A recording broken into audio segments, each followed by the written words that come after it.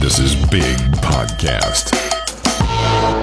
It's Build a Big Podcast, the marketing podcast for podcasters.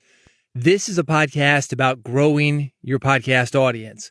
This is a podcast about growing your business, making more money, growing your influence, making people care about what you do. I don't often talk about tech. The only time you'll hear that discussed is when tech is in service of the things that I just mentioned. Bigpodcast.com is the website. If you want more from me, that is where to go. This episode is a little bit different. There's a business aspect to it as far as releasing interviews, but I also want to talk about using our podcasting skills to improve our relationships, to make memories, to clear the air. Some of what I'm talking about, and I'm not exaggerating this, it can help you lead a better life. It is about what you need to do right now. And I mean that literally. When this episode ends, maybe before it ends, I want you to start taking action. Sometimes we get a little too close to a situation to really see it. The example you may have heard me give on this podcast is Earth. It feels flat from our personal experiences. I've flown everywhere. I've never fallen off Earth. But when you get distance from your situation, in this case, distance would be literal distance, going into outer space, you can see that Earth is round. The same thing works for what you do. We are so inside our own situations that we do not see them from the outside. It's very hard for a podcaster to understand how that podcast is received by somebody listening because you're involved in the creation of it.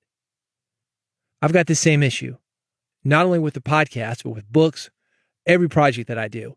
Everybody does. Anyway, realizing this, I did a focus group a few days ago. It was with some upcoming podcasters who were stuck on launching.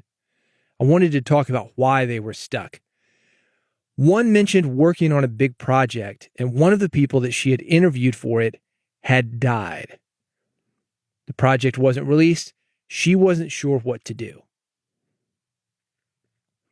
I've interviewed hundreds of people over the last 20 years. Some of those people have since died. Drug overdoses, stroke, suicide, old age, COVID-19. Death is a part of life. And the more people you interview, the more you'll find yourself in this situation. So then what? You're either going to have an interview that didn't get released and you're not sure you should release it. The interview is already out. The person dies. Then what? I think there may be times when you don't want to release something. If I'm thinking to myself, would I want this released if it were me? And it's not, yes, I would want it released. Maybe not. For example, let's say you've got somebody with a substance abuse issue. You caught that person on the way down. And just for the record, I'm not going to treat this situation any differently whether the person is dead or alive. I simply mentioned this here in the context of death and dying, because you cannot continue on this path without death and dying happening to you. I want to be accurate with what I put out to the world, and I don't want to cover for people, but I'm also not trying to make people look bad. If I happen to catch somebody on a bad day, this person's drunk, high, pills, whatever, if it doesn't work, I'm not going for spectacle. I'm not trying to embarrass somebody. I'm probably not going to put that interview out. But aside from this, let's say you have a great interview with somebody who happens to die before you release that interview. I'd release it. The great things that somebody brings to the world don't just end when that person dies. Thanks to technology like recorded interviews or books, what that person brought to the world can live on. That's important. This person was very considerate about this situation. I don't know what to do. This person's dead. Now this person's not dead.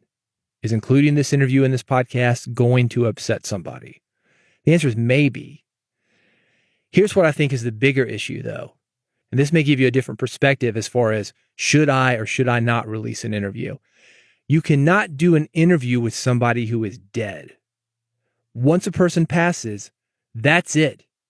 Thinking like that, you've gotten something that you cannot get now. It is impossible to do. That shows how important what you got is. Now, again, whether you release it or not, I don't know. Maybe the content isn't there, but the moment was important because that moment can't be done again. Because doing an interview at all, good, bad, or ugly, is out of the question. So if you're interested in getting something on tape, you need to do it now. This situation, by the way, it's bigger than just life and death. You never know when something's going to happen to somebody that causes that person to not be able to do an interview. The example that I brought up earlier, dealing with substance abuse. Being in the music industry, I've seen this a lot. You've got people that are really clear-headed until they're not. They seemingly lose that when addiction takes over. And it is hard to get an interview at that point. I've talked about Zeta Christian on this podcast before. She's in her mid-70s now. I call Zeta the oldest podcaster because she didn't start podcasting until she was 69 years old. She's got a podcast. It's called My Spouse Has Dementia, which is exactly what you think that it is. A good interview with her husband was not an option at that point. But today, as I record this, any interview with her husband is not an option at this point because her husband passed last week. That was another inspiration for me doing this episode. Again, the bigger issue, if you've got the opportunity to interview somebody now, get it now. You never know what is going to happen. And if you wait, you're going to lose out on some opportunities. This isn't just podcasting related. Maybe it's just recording something with a family member. I did this a couple years ago. I interviewed my mother. I'm not even sure what this was about, but I brought her into my studio, and I remember the moment because my mom, she's in her 70s, and I'm telling her to get onto the mic, and my mom, she's very quiet. You wouldn't believe we're related. Mom, you got to speak up. And that was actually one of the funny parts of that interview, the behind the scenes. Mom, get closer. Okay, Mom, you're off the mic. All right, Mom, you see that thing in front of you? That's a microphone. You need that right in front of your mouth. She was hilarious. And I've got it all on tape. It's a moment. It's a moment that we spent together. It was never released. The mic levels, not that good. Like I said, my mom's not that loud. But it was a moment. And when you hear stories like what happened with Zeta's husband, which is part of life, it's a part of life. We are all going to die. We are all going to have people around us who die. We can't change that. But we want to take advantage of this life, the ability to record somebody, the ability to have moments with somebody while we can. Last year, I was working on a project my father was perfect for. This is the backstory. Oprah Winfrey was a radio jock in Nashville before she moved to television, and she started her television career here as well. My father was Oprah's speech coach when she was in high school. So I was able to sit down with him, ask him about working with Oprah, got some good tape regarding that. But this was 50 years after the fact. Wasn't really fresh, but obviously Oprah's been around a long time. He's thought about these stories a lot. He had a big experience. He knew her father, Vernon Winfrey. Those are some of the stories he told, working with her father to get money to send Oprah to these speech competitions. They were out washing cars, going old school with their fundraising. But even with something like that, something that lasted for years and was a memorable part of your life and that people bring up all the time, they've got pictures of Oprah in their house. People are like, is that you and Oprah? Memories fade. And again, people die. Vernon Winfrey, he just died. People become incapacitated. We want the option that this woman in the focus group had. Should I or shouldn't I release this interview? So I encourage you, when this episode is over, and don't turn this off just yet, because I've got some questions I'm going to share with you that you can ask somebody that you've got a relationship with, mother, father, brother, sister, spouse, people who are important in your life. I've got some things you can ask them to start your interviews off. But that's the thing, you've got to ask. Before we have the option to do anything with the interview, you've got to ask these questions. You've got to record the answers. How would I do it? If you can't sit in the room with somebody, and we can't do that all the time right now. COVID is still an issue. Sometimes geographic distance, that's an issue. We're very fortunate that we have these remote tools that we can record with. I've been talking about Riverside.fm. I've got an opportunity for you. One, you can try it free. And if you want to become a member, join one of their membership plans, I'm going to get you 15% off. It's very easy to talk to people, even if you're not a podcaster. You simply send them a link, they click on it just like any other web page. They're automatically transferred to the Riverside studio. You record directly to your computer. You don't have to have a special mic. It helps if you do, but you work with what you've got when you need to work like that. You can see the person. It's just like a Zoom call, except it is recording their voices locally. It uploads everything after it's done, and you've got high quality audio to work with. There's a mobile app, so if you've got somebody with an iPhone, it's very easy. Send them the link. They talk directly into the iPhone. It's just like having a conversation on the phone. That's the best way for a remote interview. That iPhone mic, I was using it today. Not bad. Not perfect, but not bad.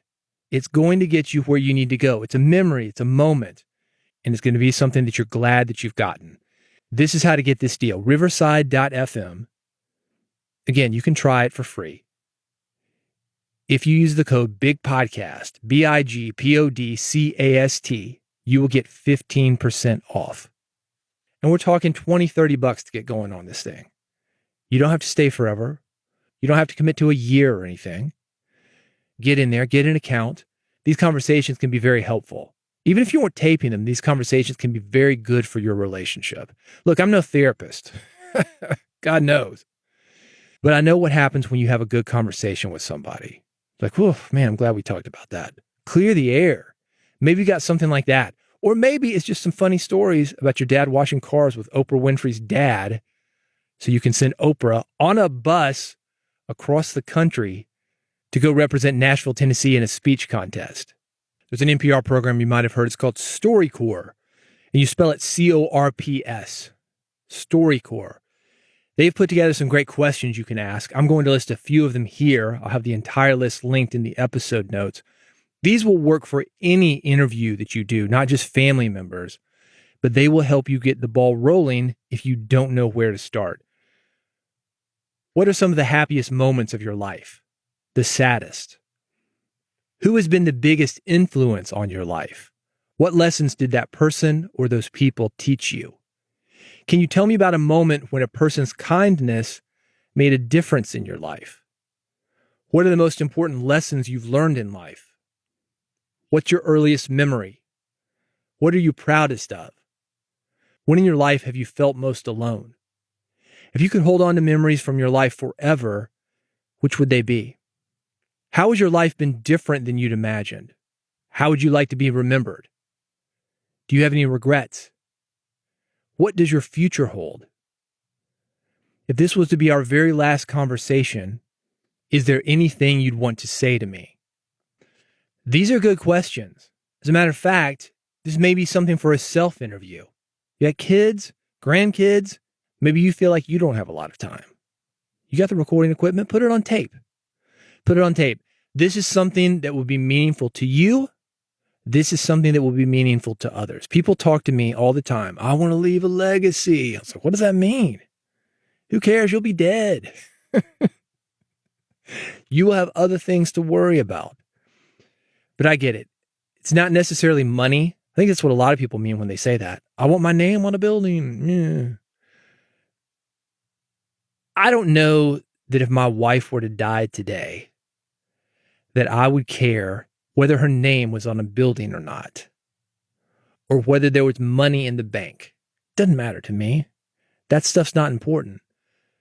But I'd love the stories. I'd love to have those memories of moments with her. And if you can connect with that, think about what I'm saying. Think about these questions. I'll have them linked. They're at podcast.bigpodcast.com. Think about getting your kit, going over to see somebody that you love, asking them these questions. Maybe it'll be a good podcast. Who knows? But maybe it's just for you. Maybe it's using your podcasting skills to further a relationship, to make a moment, to make a memory that you will have into the future. Maybe that's enough. Being in Nashville, Music City, USA, one of the things that I hear all the time from musicians is the topic of people in the audience of a show recording that show, streaming it, taking photos, whatever. And it's not a worry of these people are putting my stuff out online. I don't think people care about that nearly as much as they used to. It is the thought that there are people in the audience that are not experiencing this moment with everybody else in the audience because they're busy recording something.